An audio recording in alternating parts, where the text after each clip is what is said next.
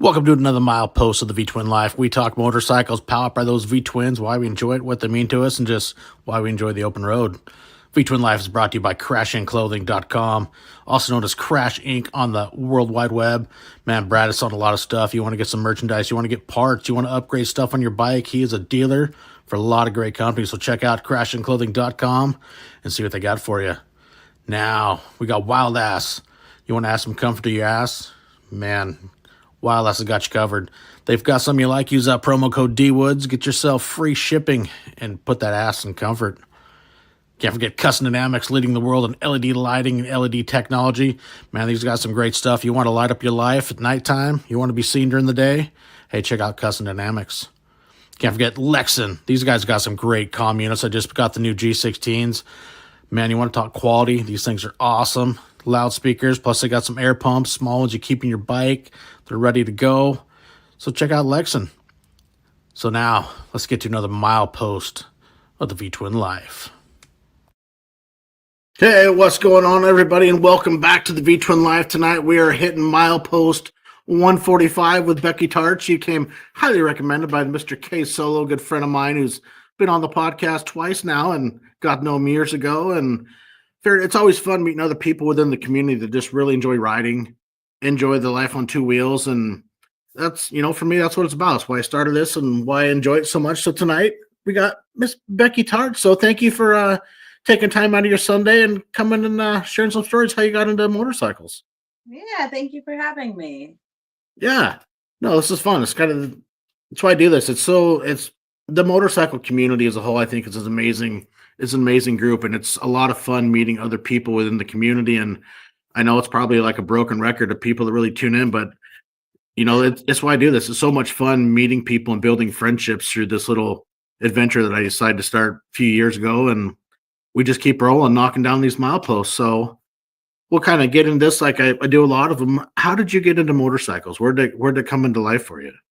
I started riding with my parents in the 80s. Both of my parents rode. And so, when some people did their Sunday drives, our family did a Sunday ride. I would ride with my dad, and my sister would ride with my mom. And we'd just cruise around the back roads of Nebraska. That's how it started. Nebraska. It's one state I haven't been to yet. I've been very close to it a couple times, but I haven't been through there yet. 3 states out from Texas. That's what I always tell everybody when they ask where Nebraska is. Just south of South Dakota and a little north of Texas. That's it.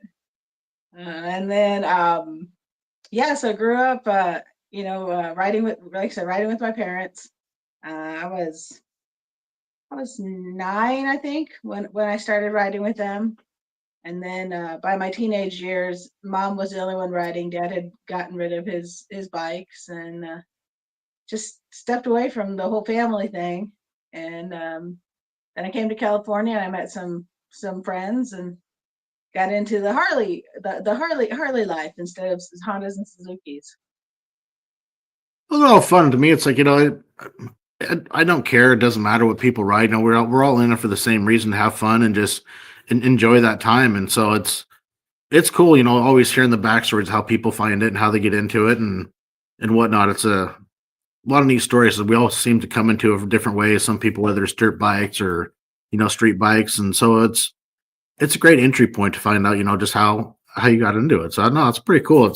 It's neat when you enjoy it with family. I think that's really cool. Oh yeah. We had good times. How'd you get into wanting to get on the road, whatnot yourself? Just you enjoyed it when you were younger and decided later in life you want to continue? Yeah. So, like I said, my parents stopped riding regularly probably when I was like, they only rode for a few years. So I was maybe like 12 when I stopped. And then I came to California after a year of college. I came to California, and a buddy of mine from the apartment complex, he's like, hey, he said he'd bought himself a motorcycle. I said, oh yeah, where is it? Let me see it. Oh, it's at my mom's house. Dude, you didn't really buy a motorcycle, whatever. He's like, oh no, I did. I said, well, ride. Oh, well, I don't have pegs. I don't have pegs on the back of my bike. It was a Sportster. So he's like, but come down to Starbucks Thursday night. So I was in Anaheim, California by that time. So this was in 1998, 1999. I guess it was December of 99. And, come down to Starbucks Thursday night, he said, and we'll get you a ride. I said, okay, sure. So I showed up at Starbucks and I drove into the parking lot and they had maybe 15 bikes parked there. And I went up to Keith and I was like, hey, I'm here, introduce me to your friends. And so he took me around and introduced me to all his friends. And he's like, yeah, I told her, she could get a ride tonight if anybody, who's willing to give her a ride because I can't. He had his learner's permit, he wasn't supposed to anyway. And so I got to go on 2 rides that night. There was a Dinah at the time. He took me around. It was just a few blocks around Knott's Berry Farm, and then he put me back. Took me back to Starbucks, and then he was talking. Oh yeah, I took this kid for a ride because I was 19 at the time. Yeah, I don't think I was. Yeah, I wasn't even 20 yet, so I was 19. And to me, I was like, the thrill of being a kid and riding on the back of a motorcycle. It was just being a kid. It's not really going to be the same, and so I was like, but the thrill was still there. The wind in your hair and the sense of freedom. Of course, I'd never experienced California traffic uh, growing up in Nebraska. So that added a whole nother layer of thrill, I guess would be the word.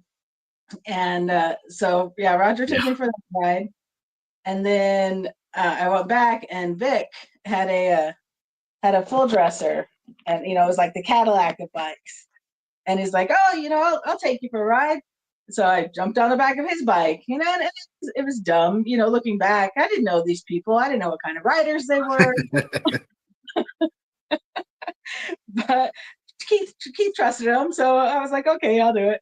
But Vic, he was man, he was like in his 60s, so he was an elderly guy. He had this big Cadillac, motorhome of motorcycles, and he's like, yeah, jump on the back, we'll be good.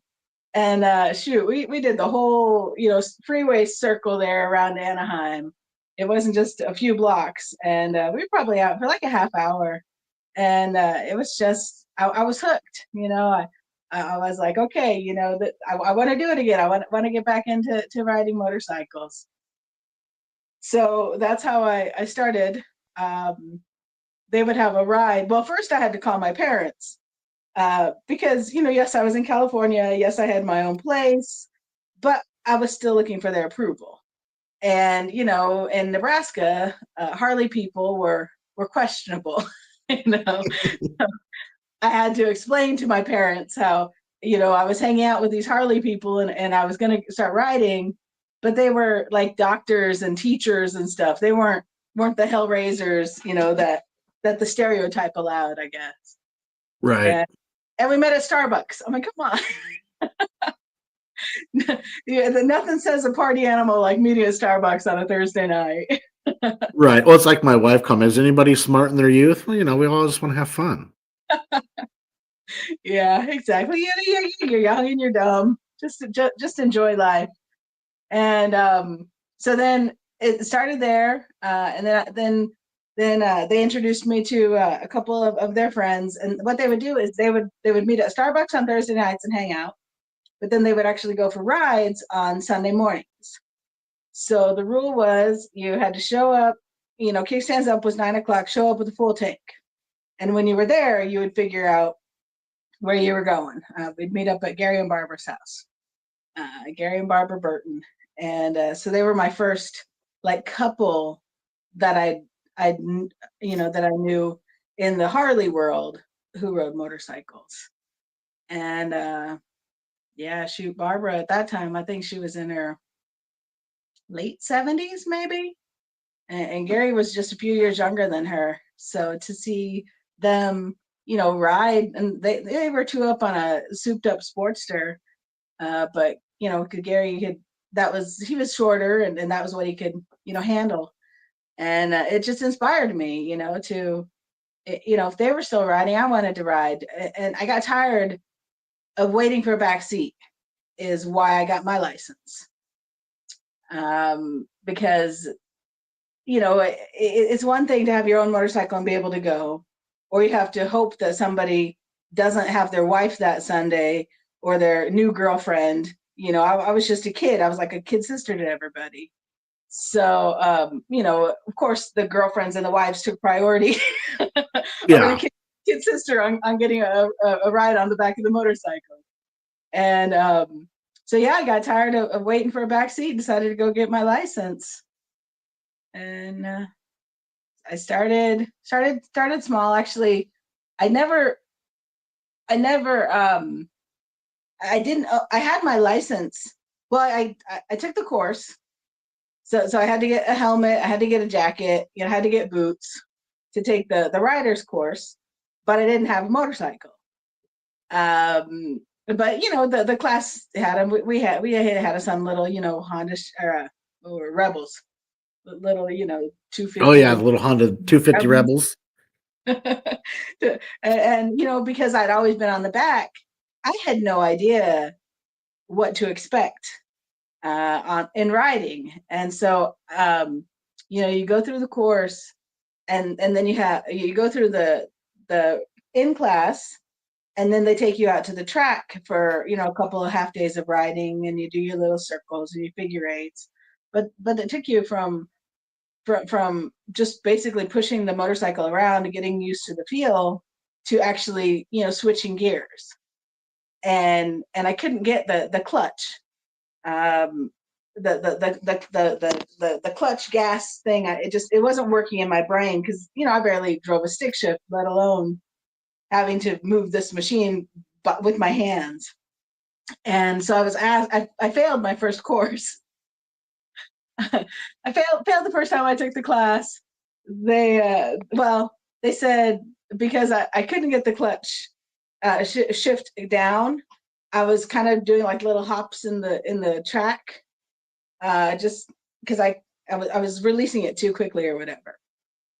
So the instructor pulls me aside and he's like, "Hey, Becky, I think we maybe for the safety of yourself and others, you should maybe come back another class, and we'll try to get you licensed then." So I did. I don't know. Did you ever take the rider's course, or you just, because you had dirt bikes and stuff growing up? I rode dirt bikes. I started when I was 4 or 5 years old. And so, man, what age myself? 27-ish years ago or so, when I got my endorsement in Washington. I think they might have had courses back then, but you just went down to DOL. You took a written test. If you passed, like, hey, here's your permit, go ride. And then it's like you could ride around. They give you 6 months, I think it was. And then you go down DLL, and they literally had a square painted. It's like accelerate. I want to say it was like 20 miles an hour. You have to stop within so many feet, ride around the square through a couple cones. Hey, good job. Here's your license. And that was basically it back then. It was very simple, but I know up here now you have to go through now there's a course and everything that it's not done through DMV. You got to go through a second party and do the course, which I think is smart, really, for anybody that's, if they're not familiar or whatnot. I think the course is a great thing, and it's better to be safe and get a good understanding of what you're getting into. I think the courses are great, especially a lot of them. I mean, the bikes are provided, so plus you get the class time, the instructor. So I think it's a great thing for people to go through.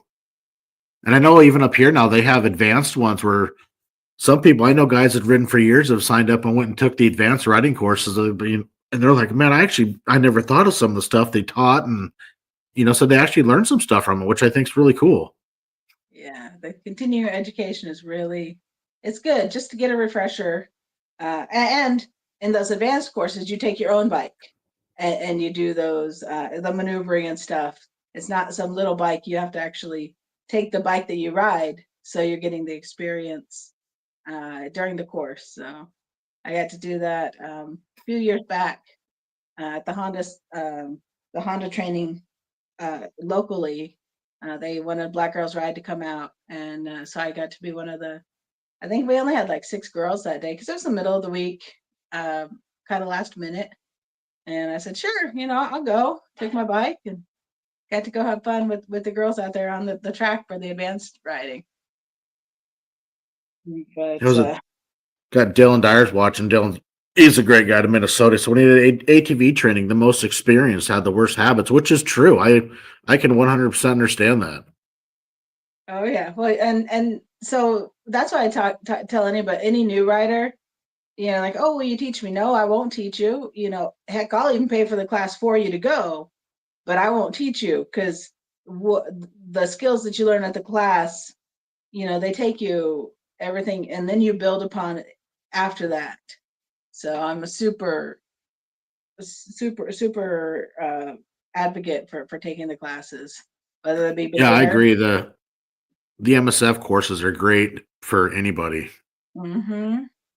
Oh, then And you then, watch some like the police officers and they do their cone courses. That is just absolutely amazing to watch some of the stuff, how they can maneuver through some of those courses. I'm like, I mean, I've been riding a long time. I'm watching those like, no, I would take out cones in the first 20 seconds. Some of those tight corners and the drills they do, I mean, it is impressive. yeah, it's awesome to watch they call them police officer rodeos out here down in Huntington Beach. Then they'll have different divisions come out and they'll like compete at the Hmm. at the rodeo, the different departments, and it's cool watching seeing how skilled of riders they really are. It's just amazing. What's that? And where you live at in, Southern California, myself growing up in Washington, I get back to like where you guys have, lane splitting, lane sharing, however you want to take it. I was very anti. I thought it was stupid. It's retarded. It's ridiculous. People are going to kill themselves. Until I went down there a couple years ago and got a firsthand education. Like this ain't bad at all. It's like I kind of like this. I was very uncomfortable at first. We got stuck in traffic by LA. Me and some friends were going to Irvine for a Mile Monster event for one of our heroes down there, and cars were kind of parting out of the way. And I'm looking in my mirrors like, hey, is there an emergency vehicle coming? Ambulance, cop? I'm like, what the hell is going on? And buddy Michael pulls up next to me. He's like, dude, they're opening up for us. Like, you ready to do this? I'm like, I guess so. It Yeah, just took my time, but it was a whole different animal. And after, a day and a half down there, I'm like, dude, I love this. This is so smart and I think in a way safer it for totally. motorcycles, especially, I think down there it's more custom because, it's been going on for a good amount of time. I don't know exactly how long, but I know it's more custom down there. And it's like, I wish they would do it in other places. Like we were coming back home and hit horrible traffic in Portland. It's like, I just want to get between them, just go. It's like, I can't. It's like, dang it. But, Yeah, it's fun. it's very convenient. I hate going into LA. I'm about 70 miles. I'm in San Bernardino, so I'm about 70 miles east of LA. And anytime I go to LA, I'm on the bike because I can't stand sitting in traffic. A Yeah. few weeks ago, I had to drive my car down there because I had the dog with me, and it took me like 2.5 hours to get home and it was the outskirts of LA. It wasn't even like downtown LA to get home. So it was like 60 miles. It took 2.5 hours. It's just ridiculous. And I don't understand that. So anytime I go to LA, I'm generally on the bike anymore. Yeah. I don't blame you. So after you Uh, finished your course, what was your first road bike did you end up getting that you started it on? so actually, after I took the course, I took it the second, took it the second time I passed it, and I went back to Nebraska. And so I had my license for 15 years before I ever actually owned a motorcycle of my own. I just kept Wow. it. when I would renew my license, when I moved back to Nebraska, I was there for almost 2 years, and I made sure that I kept my motorcycle endorsement. When I came back to California, let's see, that was in 2002. My boss was letting me use her little, oh man, the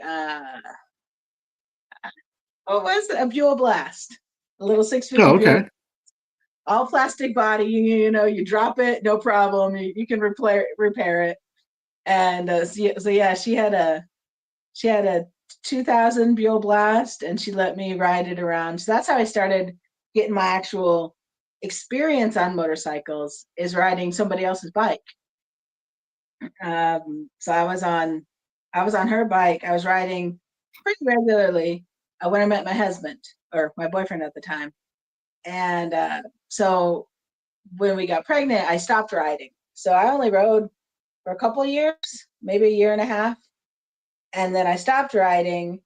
But I told my husband, I I'll raise the kid to be independent, because when he turns 10, I'm going to be riding again. And he wanted me to give it up forever, and that was not in the plan. So and just so I'll make sure he's raise him to be independent. So when he's 10, if something is to happen to me, because yes, riding is, we all know, every time we get on that bike, we may not make it home that night. So I wanted to make sure that my child had the skills necessary to move on if I ended up not being in the picture. So I had 10 years to make that happen. And then man, I told you my life is full of tragedy. So then a few years after, I guess in 2011, my husband was diagnosed with cancer. And Shoot. it was stage 4 before he even knew he had it. And I told him, though, the day at the doctor when we first found out, I said, "Hey, honey," I said, "if you let this cancer beat you," I said, "I'm going to take your life insurance money. I'm buying myself a new Harley."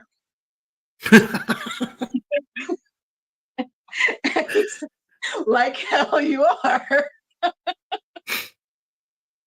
So One way to put the fight in him.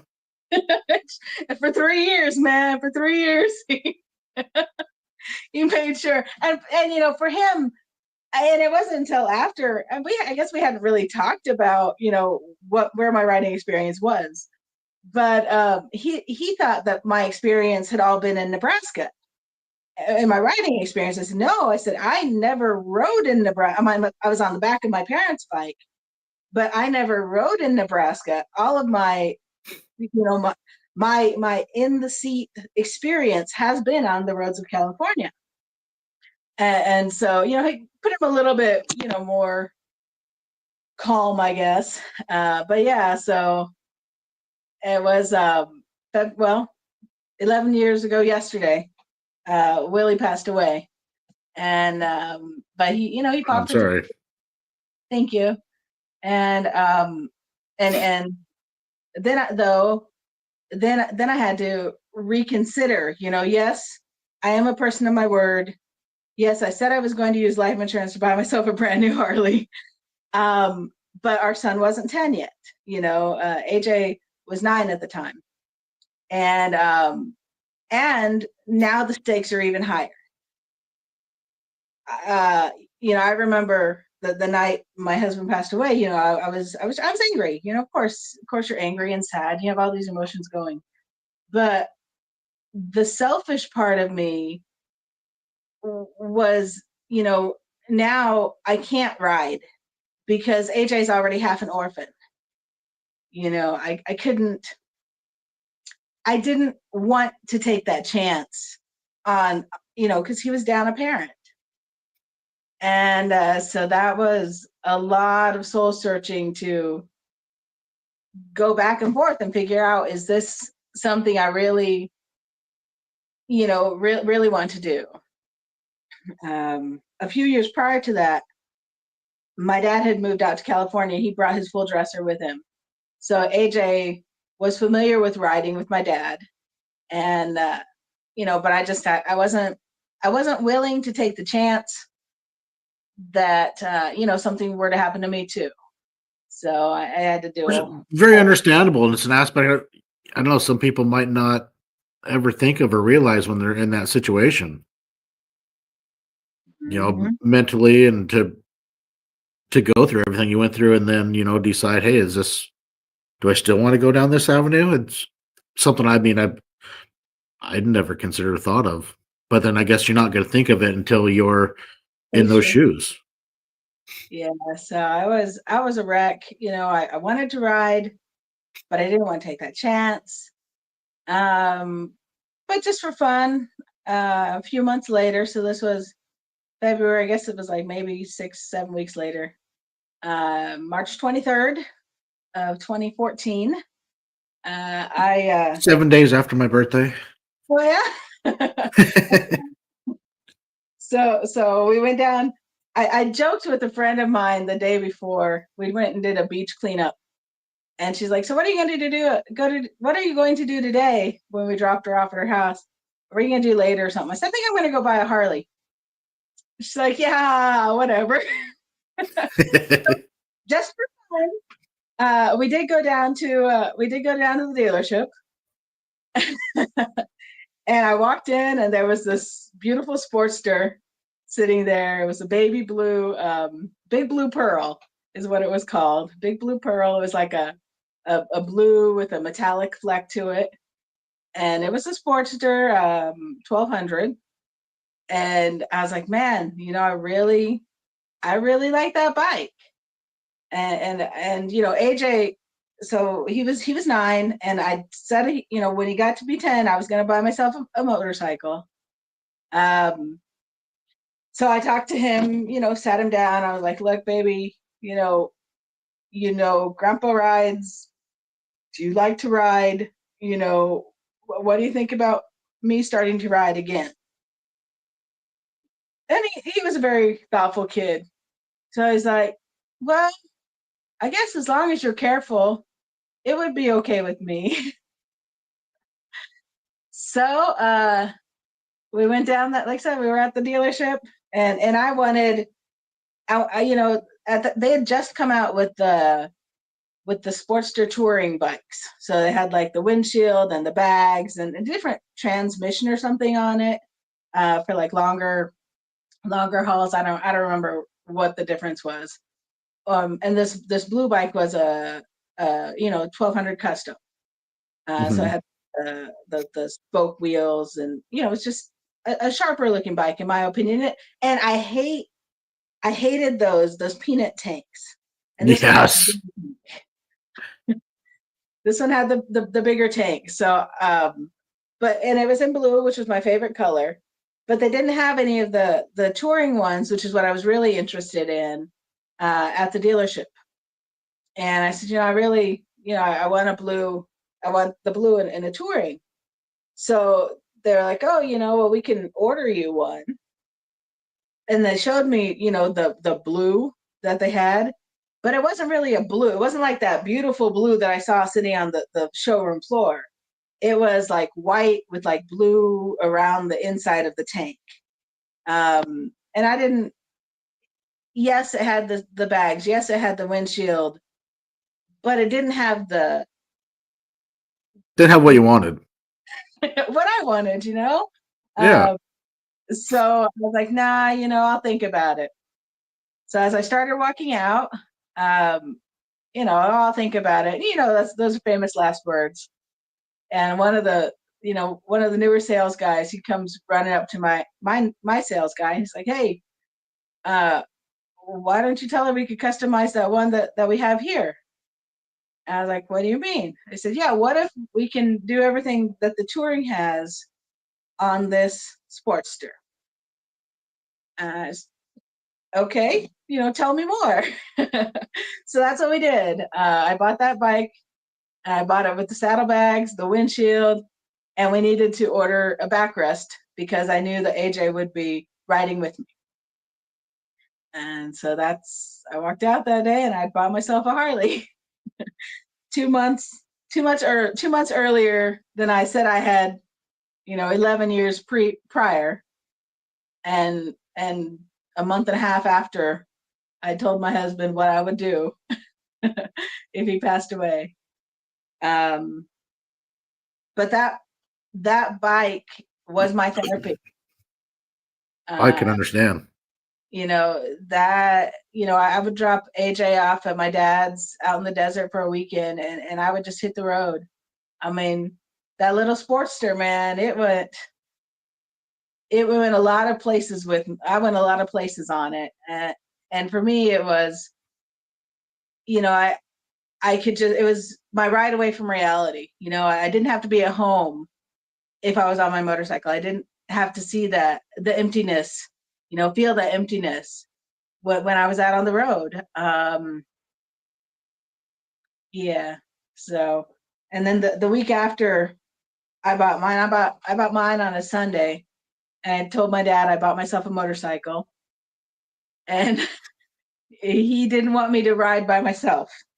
So although he had gotten rid of his full dresser because he didn't like riding it, he loved riding it in Nebraska with nice open roads and then but cornfields to worry about, and riding in California traffic was a whole different monster for him. So he had gotten rid of his full dresser, and he ended up getting himself a Fat Boy. The Friday night after I bought my Sportster, he bought himself we got him a Fat Boy. And so, because his excuse was he didn't want me to ride by myself. He didn't want me riding by myself, so he needed to buy himself a motorcycle too. So in the span of 6 days, we had 2 new motorcycles in the family, and we started riding. Now, I was doing some looking, so not to like jump way forward. Is that Fat Boy? Is that the one that your son AJ rides, the 2004? Or that he did ride? That he did ride, yep. Yeah. He knew when his grandpa got that bike that it would be his eventually. So the plan had been I would get a bigger bike. My dream bike at that time was a Road King. So I would learn how to ride on my Sportster, get everything down. And then, because AJ, then when he turned 15, he would ride the Sportster and I would get a new bike and he would learn on the Sportster, and then he could eventually upgrade to Grandpa's Fat Boy. That was the plan. The plan. Always the best laid plans. So then I totaled the Sportster outside of New Orleans in May of 2018. Yeah. So we went sliding down the side of the road on our way home from our first cross country trip, and then the Sportster, we made it about 500 miles down the road before the engine gave away. So had to haul her home, and the insurance company totaled her out.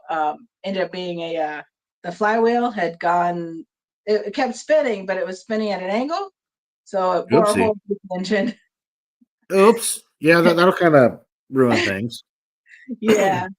So, but man, that Sportster and I remember getting the bike, and I told my dad, I said, I can go to Sturgis again. And he said, like hell you are, that's too far. So I was 7 years old when I asked my dad to take me to Sturgis, because he went, every year with my uncle. And I was supposed to go that year. He had me all excited. He said, yeah, no problem. We're going to go in the morning, just be ready and we'll take you. And so, we're talking, the mid 80s at this point. And I was like, okay, cool. I was so excited. I could hardly sleep. I finally fell asleep, only to wake up the next morning and find out that my dad had taken my boy cousin to Sturgis instead. Oh, that's not nice.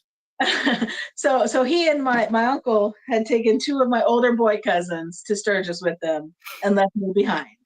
Now, granted, fast forward, when I did actually get to Sturgis, I understood why it was not the right place for a 7 or 8 year old girl. Yeah. I didn't. I was just crushed. So it It's a took me. great place to go people watching for sure. Most definitely. But so when I bought my Harley, I was like, oh, I can finally get a Sturgis. And Dad's like hell you will. I said, Dad, I'm kind of a grown woman now. I was 35 years old. Yeah, you can't really tell me what to do anymore. And he's like, no, that's no place. You shouldn't be riding that long distance on a motorcycle. And I look at him and I'm like, that's what you did? What kind of double standard is it? You threw me on the back of your bike and I learned the love of the road, so you can't deny me Yeah. here. I'm grown. I'm grown, Dad. You can't tell me what to do anymore. But I compromised. That year, I went to the Four Corners rally in Colorado. At that time, it was still being held in Ignacio. So that was in 2014 when I went to the Four Corners rally, and it was the first time I went motorcycle camping. I didn't know exactly what to expect. I bought my I bought my ticket online, and I just knew that it had been a place that my dad had went on his motorcycle. So it was a day and a half away. So that would be my first test to see, okay, can I make it to Sturgis? If I made it to Durango, that's halfway there. So next year I'll go to Sturgis.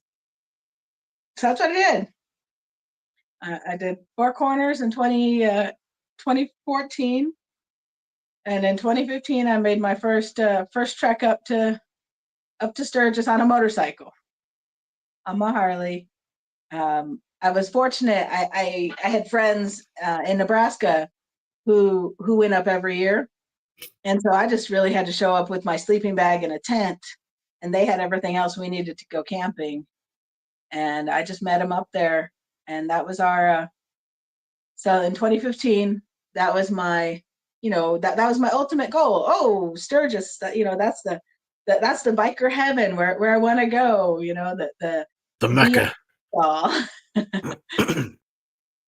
and I thought I'd gone as far as I ever wanted to travel on a motorcycle because I had made it to Sturgis.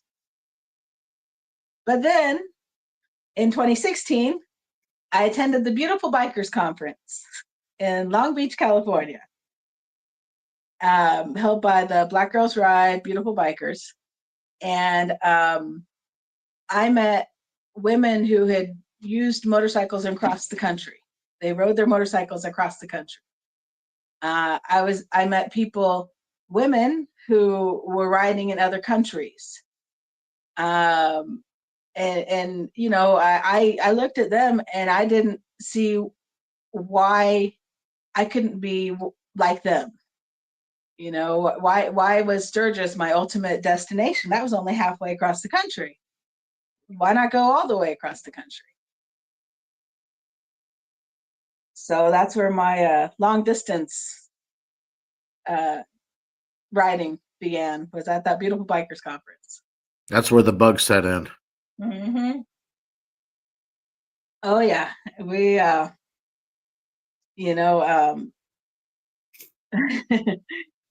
I said, because I met these amazing women who, and that conference, I met people now who are, they're we were just small fish. they were getting to be known, but they weren't known. And now we met I don't even, just amazing people, Portia and Secret and Snacks and Miss Showtime. She just turned 80. She tamed the streets of LA in the 60s, and she still rides her motorcycle. That's Uh, awesome. it was just it was an event geared at women's empowerment. Earlier that year, I forgot that. Um, in March of 16, I started. I'm not sure if you've ever heard of the net. Well, they call it a collective. I call it a women's a network of female writers. The Litas. I don't know Yeah, if you. I know a few ladies are in the leaders out of Olympia, Washington, up here. I've had Christina Reddington and Jenny. Oh, Jenny was on the very beginning when I started this in 21. Mhm. But yeah, I know of them for sure. Yeah. So it's a network of female riders. You know that the only rules is you have to be a woman and you have to ride a motorcycle to be part of this, this network. And you have friends all over the world now just by being one of the leaders. It's not a club, it's just a network of amazing, women who are riding their own rides. The majority, yeah, they're local riders. But in Southern California, man, our local roads, my backyard is Big Bear. They talk about the SCMA, 15 best roads, and I Hmm. have 3 of them within an hour of my house. Yeah. So those are the rides, those are the roads, the local riding that I do. It's just amazing the blessing I have in being where I am. And so yeah, Yeah, see, go ahead. up here, it's like for me, I'm 2 hours. I can be over in Central Washington where you have all the Cascade passes and others. I mean the 50 rides for 50 states for Harley, and one of them is the North Cascades, which is just the North Cascades is beautiful. But I mean, I love riding up Chinook, or go up White's Pass to Cayuse up the backside of Chinook and stop up there. And I mean, the only thing in the sky in front of you is Mount Rainier, and same thing. I'm not far from anything, but it's like I said, you grow up in these areas and you learn that we all have amazing country places to ride where we live. It's just so many people. You just gotta go find it. Know a local, and have them take you around. Exactly. And so yeah, I started networking with the Litas, and then I met the beautiful bikers and the Black Girls Ride. And shoot, at that conference is where I met Reef. And I love that dude. Reef is so cool. I was doing a ride. Let's see, we did. I think it was 2 years ago. The Monsters Over Mountains, the one I put on every year. People come, guys and gals will come up and ride. Like, uh, we'll do anywhere from 5 to 8 or 9 people.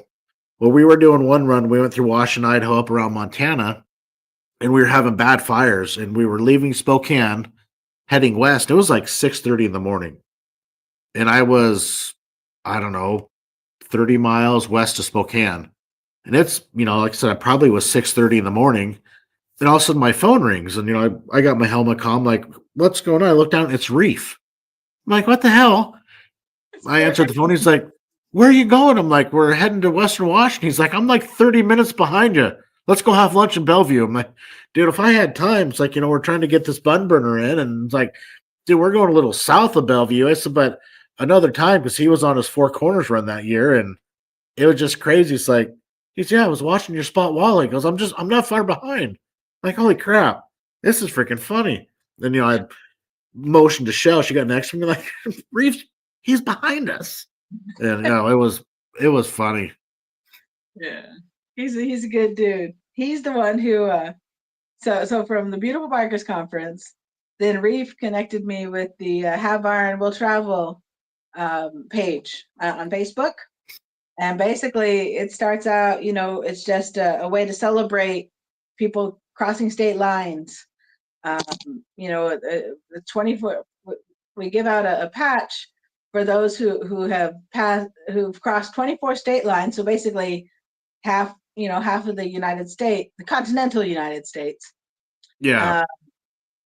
For passing 24 state lines. And that's my first cross country trip. The time when I totaled my Sportster, I was on my mission to get those 24 states.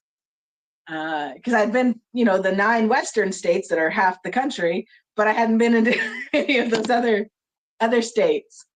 And so that's why I did my first cross country trip. I went to my niece's graduation in Charlotte, North Carolina, for her nursing graduation, and that's why I rode across country. I kept going back and forth if I was going to be able to make her graduation, and when I finally decided, yes, I'm going to take the time, yes, I'm going to go, I looked at the flights and the cost of flights, and I looked at the distance to North Carolina. And I went to my supervisor and I was like, hey, so my niece is graduating on Friday and I'd like to be there.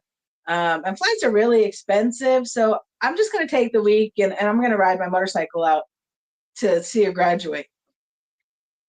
And that's how I did my first, that was my motivation for my first cross country ride. My goal had been to ride 40 from California to North Carolina, but I fell short a little bit, ran into rain from Arkansas all the way to North Carolina. It was raining that trip. Yeah. So I didn't make it to the end of 40, but I made it to her. I kept telling myself, I gotta be there. Graduation is at 4:00 on Friday. So I kept telling myself, I gotta be there. Gotta be there by 4 on Friday. And that was how I got through my first cross country, from one coast to the other coast to coast ride was for her graduation. Was that still on your Sportster, or was that after? Maybe on my Sportster, so yeah, I didn't know any better. That trip, actually, I had just put on the engine guards. Up to that point, I had like 68,000 miles on that bike. And I'd never even had the foot pegs, the highway pegs. Oh, And, Jesus. and so right before I left on that trip, I'd put highway pegs on it because I didn't know any better. And then I found out the highway pegs, and I was like, man, these are really nice. Game changer. Absolutely. Before I would shift my feet from the forward pegs to the back pegs, the passenger pegs. That was how my extent range of motion. So to have those highway pegs. But yeah, I went cross country on that old Sportster Custom, man. She did me good for those 4 years that I rode her. That's impressive on a Sportster. That's what people say. They would look at me and I'd meet them and oh yeah, we're doing this ride and that ride. I remember the lady who gave me the invitation to the Beautiful Bikers Conference. She was on a street glide, and I guess they did a breakfast ride, quarterly.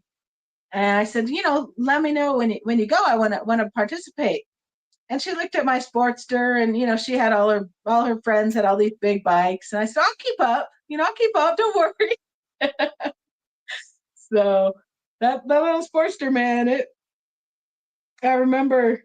I think I only had like 28,000 miles on it, and one of the pistons went bad. I was coming back from Utah. I did it's called the Saints and Sinners run out of Las Vegas, and it goes from Las Vegas to Zion, Las Vegas Harley to Zion, Utah. So that was your Saints and your Sinners. Mm-hmm.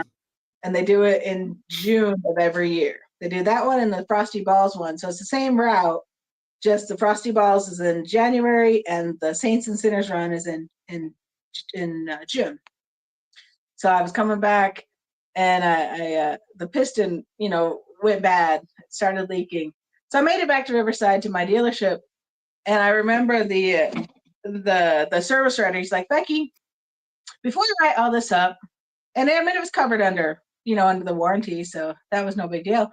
But he's like, before I write all this up, can we just talk about maybe you getting a bigger bike? And I said, why? He said, well, these bikes aren't really meant to be ridden the way you ride them. And I was like, well, it's a Harley, right? I mean, aren't they supposed to? They're built for riding. I said they need to then they need to build the smaller bikes to go further. That's what I told him. I said fix it. Yeah, So I'm not done with it. exactly, I'm having too much fun. So, but yeah, poor Smiley man. He saw me through quite a few bikes since then. But he really tried to convince me that there was a better life out there than my little Sportster. Because you're on what now? A Heritage right now? Yeah, yeah. Yeah. Heritage. It's a 114. That's a classic 114 classic. Mm-hmm. And that was the year. It's a 2018. So after I totaled my Sportster, I needed a new bike. And I really, really wanted, I always had the plan that the Road King would be my next bike. But I sat on the 2018, the brand new ones, and I didn't like the squareness that they were. They were too. To me, it felt too big. But there was a Heritage sitting right next to it, and the sales guy, he was like, well, maybe you should try the Heritage. It's it's a little bit lower to the ground. It might be a better fit for you. And I got on that thing, and it was like the perfect match between. It was like if the Road King and a Sportster had a baby, that was the Heritage, Mm-hmm. and it was perfect. It was the perfect fit for me. My Roadrunner, that's why I ended up calling it. My Roadrunner, it served me well. Shoot, let's see, I got it in 2018. Then we were taken out at a stop sign in 2020. Yeah, January 2020. We were taken out. I was sitting at a stop sign, and a crash happened in front of me, and we got taken out with that crash. So then it sat for a couple of years, and in the interim, my dad had stopped riding, so I went between. At the time, my guy had a what was it? It was a it was one of the Dyna models, but it was like the full dresser Dyna model. Can't Oh, even the think of. Switchback? Yes, that was it. The Switchback. Actually, he'd bought. So when I bought my Sportster, he bought. That was the first bike that sales guy had sold, and then my guy had bought the second bike that he ever sold. And that was that Switchback. And so I rode his Switchback for a while, and then I got the Fat Boy going while I was waiting for insurance to figure out what they were going to do with my Heritage. And it sat for like 2 years. But even now, it's in service now because I'm taking off on Tuesday night, doing another cross country. But it served well. She's got about 93,000 miles on her now. Oh, So nice. we've been That's to. a Dylan comment. Our Softail rides better than either Road Kings I've had. Yeah, it's beautiful, and people are like, oh, you need a bigger bike. No, I don't. I don't. Yes, the big bags and the radios, they're great, but it's just more stuff to go wrong. More electronics to worry about, heavier. It fits me. And that 114. I mean, it's got the power I need. I hardly ever kick it into sixth gear, but when I want to go fast, I can go fast. Well, that's all about it. It fits you. You're comfortable. So that's to me, that's what it's all about. I mean, everybody gets a bike. Well, then you do the little things and you make it yours. You make it fit you, and you ride it and you enjoy it. Mm-hmm. And I've definitely that. So writing is my therapy. Riding that bike's gotten me. My Sportster got me through the lower southern states. You know, 20 the western states and the south to Florida and beyond. That was my 24 states, and my Heritage has gotten me to another. Well, I'm at 42 states now. Again, when I went to Niagara Falls, I wanted to do all my 48, and I got stuck in the rain, ended up changing plans, and I missed those 6 New England states. So I still got to pick those up before I get on my 48 states. But it's been a heck of a ride. That's cool. But you took your son, didn't you guys do a saddle sore together? When he was young, did I read that right? You did. That was in 2018. That was our first ride to eat with the Reef and K Solo ride to eat in 2018 to Oklahoma City. And it was over. It was over. I want to say it was. What's the holiday in October? Halloween?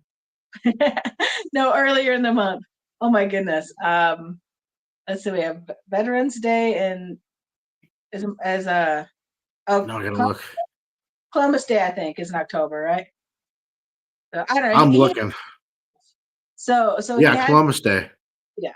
So we took off Thursday night after he got out. He had Friday and Monday off, and so we took off Thursday night and headed that way to meet up with everybody.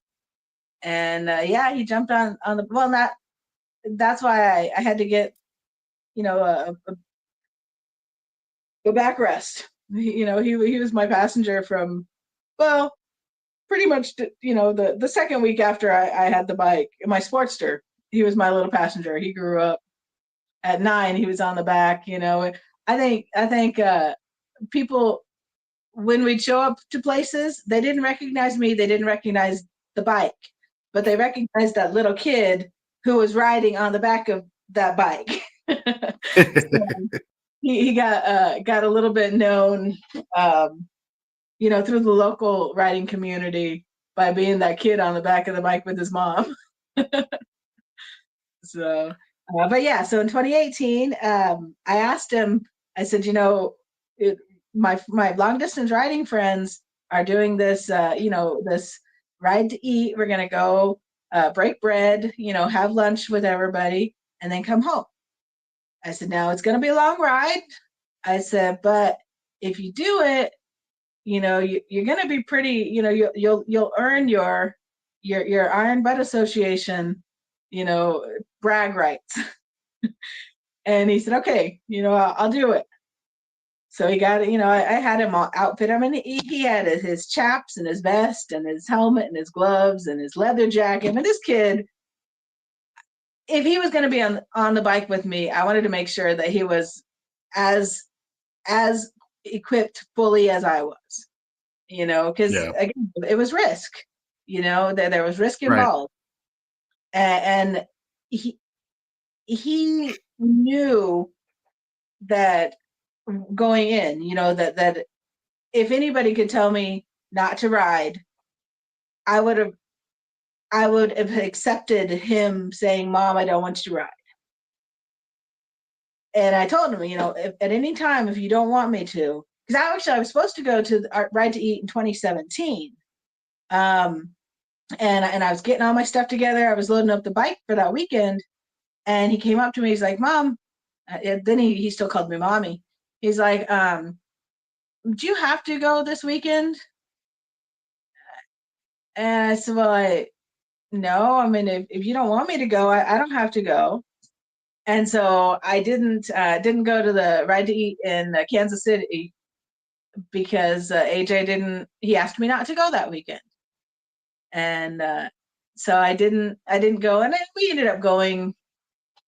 Oh, I know. I think that year we rode up to Vegas that weekend. Just had a little family getaway.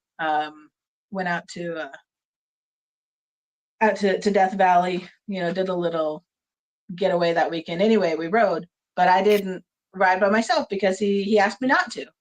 and he knew, that I would respect, if anybody could tell me not to ride, I would, it would be him. But I told him, I said, no, that only goes until you're 18. Because then mama's free again. So he knew, and I, we had that mutual understanding. I think I was a better mom because I could go out and I could ride if I was having a stressful day or whatever. I could go out just for a half hour and just blow off that steam and then go back home and check in and do what I needed to do as a mom. Or as at that time, now I'm the head of the household. And so we had a good, so we went to Oklahoma City, was his first saddle sore, geared him up. We took off after he got out of school that day. And we just took 40 straight across, we were right up here, right off, 15 and the 10 pretty much. So we just jumped on 15 to 40 and he was geared up and we took off. We left after he got out of school, so that would have been about 4:00. And we stopped on my way to Four Corners. I discovered Ash Fork, Arizona. It's a blurb, on I-40. I think there's 2 exits. and I was tired, and I discovered the Ash Fork Inn for $29 a night. Oh, geez. I'm telling you, man. So it was $39 though when he was with. So it's $10 extra for 2 people. And it's advertised. Ash Fork Inn in Arizona. That's my that's my favorite hole in the wall hotel along 40. And you can't beat the price. Absolutely not. And the as long people, as it's clean. Yeah, it is. I mean, you can definitely see it's worn out. I mean, yeah, in the middle of nowhere. A lot of it's like a lot of work trucks are out there. I don't know what kind of work they do out there, but like construction trucks are parked there at night. So I guess they're local, that's where people sleep when they're working in the area or whatever. So yeah, we made it to Ash Fork Inn that night. It was about 11:30, 12:00. And, it was getting late and I was getting tired and it was getting kind of cold. So we stopped, got a room for a few hours. I said, okay, we can stop, but we got to get out of here early. We got to keep pushing. If we're going to do the saddle sore, you got to do this 1,000 miles in 24 hours. So we kept pushing. And then we got through in the Albuquerque area, and I saw the sign for, where, oh man, what is that show? Oh my goodness, Wild Hogs. Oh, yes. And that little town is just outside of Albuquerque, and I saw the sign, and that was one of his favorite movies. So I was like, hey, you want to go check out Maggie's Diner? So that was our little side trip. We got off of 40 and we went up to check out Maggie's Diner and walked around a little bit, stretched our legs. But he really got a feel for gas and go. That's what we need to do if we're gonna do this. But I remember our 1,000 miles. We were getting, because we stopped for the night and then we did the whole tourist thing in wherever at Maggie's Diner. I can't think of the name of the town, but because we did that, we were cutting our 24 hours really close, and so we were coming down the hill into Tucumcari. They pronounce it differently in that town. Yeah. That was our 1,000. Twister. And I remember looking at, we were right at, like, we were maybe like 10 miles over. I was like, man, I don't know if we're gonna make it. We got to make this time though. So we literally, it was like to the minute on the 24-hour mark from our first receipt in Highland, California, to when we got to Tucumcari. And I had him run inside and here I am. I'm taking pictures because there's a super long line to get fuel. And I was like, and at that time you had to get the signature from the local Witness. the witness, yeah. And so I had him run inside to get the receipt so we would be able to get in that 24-hour mark. But we did it, and we got it, came in at the minute, but we did our saddle sore. So he was 14 then when he got his first saddle sore. And I had one that came down to 23 hours, 47 minutes was the closest one I've ever had. oh yeah, I know, it was to the minute, man. and I had like my whole story. I was like, I'm taking pictures to get photographic evidence. Look, we're here. This is, so I had on my camera, this is the date and time in case he doesn't get through the gas receipt line in time. Gotta cover your bases. Yeah, for sure. But we did it, and then we pushed on into Oklahoma City. So we left Thursday when he got off of school, and we made it to Oklahoma City. It was 10, 11 o'clock at night, Friday night. And my friend Princess, she's in Texas, and she was waiting up. We pulled into the parking lot, and there were tons of bikes at that Ride to Eat event, and walked in, and we got to meet all the people. And there are people, they'd been, I didn't even have a tracking device. I didn't have any tracking going, so I would just like check in with people via text. So, but they knew we were coming in, and they waited up for us, and it was a big reception. You got to That's meet cool. Ken Andrews, and it was a big family. Big family. Now it's a reunion, but at that time we were just getting to know everybody. Yeah. Ken's a good guy. That guy cracks me up. Met him a few times. He's a really awesome guy. It is. Well, it's pretty cool that, you've introduced your son to the same passion of two wheels, and seems, from what stuff I've read, kind of going through some of your stuff beforehand, that, he really enjoys it too. And, you've passed down something that's memorable to you and you enjoy, and it's cool. Do you guys get to do much riding together? So we did.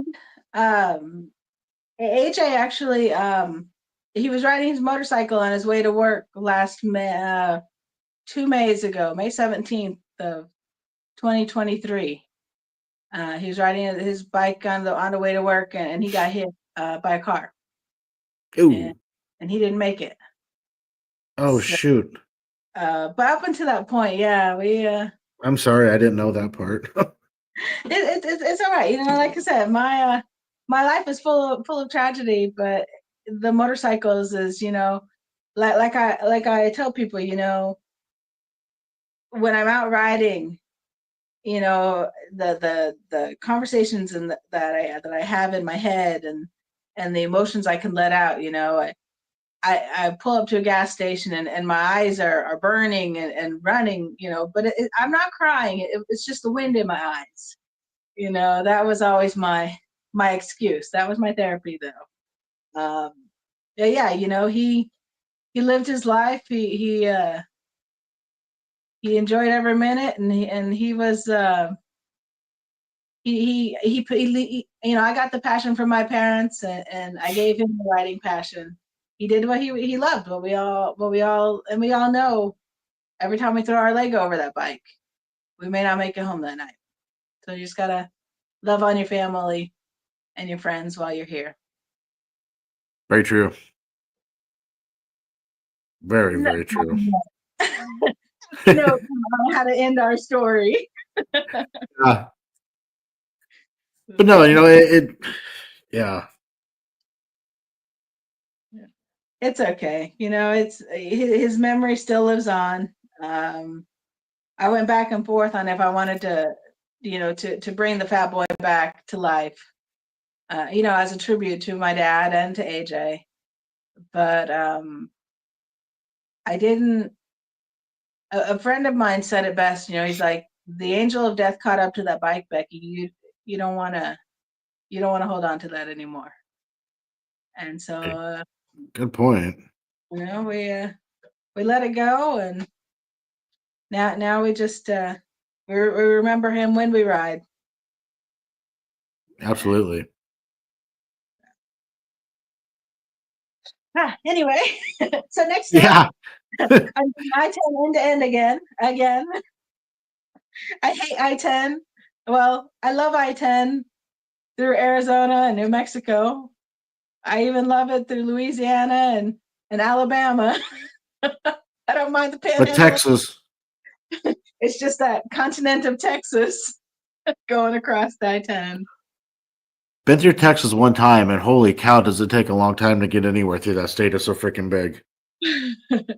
Oh yeah, yeah. So that's my next adventure though, is doing the I-10 end to end. Headed to the Titan Awards next weekend in Jacksonville. Oh, cool. We'll take off Tuesday night, and we should get there Friday. But the majority of my riding I do by myself. This time I have a newer rider going with me, so she asked me what I had coming up, what rides I was doing. I said, well, the next ride I'm doing is to Florida. She said, when are you going? She made her schedule work, so I'm taking a newer rider across country with me this time. Breaking one in. Mm-hmm. Yeah, I've been warning her. I've done it. I know I'm out of condition. That's the one thing is, you can definitely know when you haven't been riding very often. Get on and your whole body is aching after a couple hundred miles. And at least I know what I'm getting into. She doesn't quite understand, but she will. She'll know. Yeah, she'll learn. Mm-hmm. We get to see. But for me, that's what I'm riding. That's why I sit on my wild asses. Yes, They make a huge difference. They're amazing. I freaking love them. absolutely. I've looked into them. I haven't broken down and gotten one yet, but It's made a huge difference especially with my wife riding, because beforehand it'd be just a couple hours, and she's like, "No, I'm done," because she came off a horse and straightened the bottom of her spine out and oof, had very bad spinal issues. And since we got the wild asses, she did a couple 700-mile days on the way to Sturgis and back, and nice. it's made the huge difference in being able to go a little bit farther and not be in severe discomfort. Yeah, and that's it. It's no fun to ride when you're not comfortable. Right. Then it's just a task instead of enjoying the ride. Yeah, it takes it all out of it. That is for sure. So besides the I-10, you got any other big ones planned for this year? Well, spoiler alert, in June, I mentioned the Have Iron Will Travel Facebook page. I'm one of the admins on that, and we're having our first, second, I guess, ride, and we're going to West Virginia. We're gonna have a little ride weekend, June 21st to the 23rd, I think. I'm not looking at my calendar right now, but it's yeah, because the 22nd I think is a Saturday. So we'll be in West Virginia that weekend, and we're going to put more information out. But if anybody wants to ride some back roads in West Virginia, the whole admin team of the Have Iron Will Travel will be there, and we're Oh, that'd gonna be beautiful country to see. should be fun. Yeah, so mark your calendars now. June, I'm gonna say it's like the 21st to the 23rd, or 22nd through 25th, whatever is around that time. It's that weekend. Hmm. And I'll get more information. I think it's next Thursday. We're going to finalize the details and get our flyer out so people know.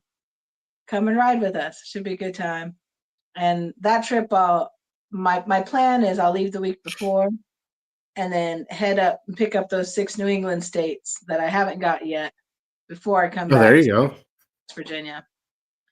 So go visit a couple friends in Ontario, Canada while I'm on the side of the country. Drop down through Buffalo, visit some family there, and then pick up the New England states and circle back around to West Virginia. So that's in Sounds June. fun. Yeah, it should be a good time. But this one coming up, yeah, that's my. I'll be gone 13 days. We take off Tuesday night at 10 is our kickstands up. We're leaving Santa Monica, and then we have to be to Jacksonville. Well, the hotel is reserved Friday night, but as long as we're there Saturday by noon when the actual event takes place, a lot will depend on this new rider and her comfort zone. I'm not gonna push her too hard, but I did warn her. We're gonna get at least one saddle sore in there at the beginning or the end, but we're gonna get it in there. Now, do the other one. I can't remember. Is there a big buoy up in Madawaska, Maine? Because that's the farthest northeast corner of the state or the country. I know I need to pick it up, but I don't know where it's at. I'll I'm not sure either. a quick Google search will let me know, or I'll just make a phone call. And one of you know one of my contacts there will say, "Oh yeah, take this route." Oh yeah, Stop for gas I in know this. that's been on my one of my bucket list rides to do the Four Corners run from Blaine to San Ysidro, Key West to Madawaska, and back to Blaine. Mm-hmm. So, I've been to Key West. I've been to San Ysidro. I was in Washington, but we didn't stop at the buoy or the mile mark. I'm not sure I could do it all in one trip though. Those cross country, Four Corners, that's a lot of riding at one time. Yeah. So Riding I Fish says the most northern is in Minnesota, well, but the yeah, farthest northeast corner is Madawaska. yeah, and I hear that almost it's easier to go through Canada and come back down to get it. I think I'd heard that from somebody. So Michael Nielsen, a good friend of mine, he does a lot of riding too. It's a stone sign, not a buoy like the north and south. Okay. In Minnesota. I'm not sure if he was meaning Minnesota or Maine. I'm not sure. Which one, Michael? Maybe we'll find out in a second. It's good to But get no, to know. sounds like going to have a good fun year, some good events planned, and some miles down the road. Yeah, just start continue to enjoy life. I'm blessed with a flexible schedule that I'm allowed, that I'm able to work my way around and take extended stays and see friends and family all over the country on two wheels. Oh, he said in Maine. It's a stone sign in Maine. Okay. Thank you, Mike. So yeah, Michael Nielsen on like his social media page is Two Wheels to Survive. He's a retired military veteran. Okay. Yeah, he's a So, good friend of mine. We've done a lot of riding together. He lives down by Olympia. So, well, thank you for coming and hanging out and sharing some stories and adventures. It was fun. Time freaking flew by. It's almost an hour and a half. thank you for having me. I wasn't sure what we were going to talk about, so thank you for making it easy for me just to ramble on. No, not a problem at all. No, it's fun, and that's all. The fun part of some people. I don't know if I'm gonna have much to say, and then I try to just make it easy, go just casual conversation. Like just imagine, sitting around a campfire or something, or wherever, just hanging out at the campground, but we're doing it via a screen and just about having fun, hearing stories, and that common ground that we have of enjoying motorcycles. Absolutely. There's so many great people out there just with a common bond of riding. Yes, and that's what we all enjoy. So look at my calendar. That's right. Nothing next weekend for me on here. So yeah, we'll be back the 23rd. Wife and I have been invited to a Super Bowl party, so we'll be back the 23rd of February for Milepost 146 with Chris Lumaghetti, who just finished 100,000 miles in one calendar year, which is crazy. It can be fun, but man, talk like friend Wright did. He goes, it's a challenge. I mean, that's a lot of riding. Yeah. So yeah, we'll hear Chris's story on the 23rd. So everybody, thank you for tuning in tonight, and Becky, thank you for sharing your stories and hang around for a minute when we're done here. But no, you guys, everybody, thanks for tuning in. Have fun, ride safe, and we'll catch you in 2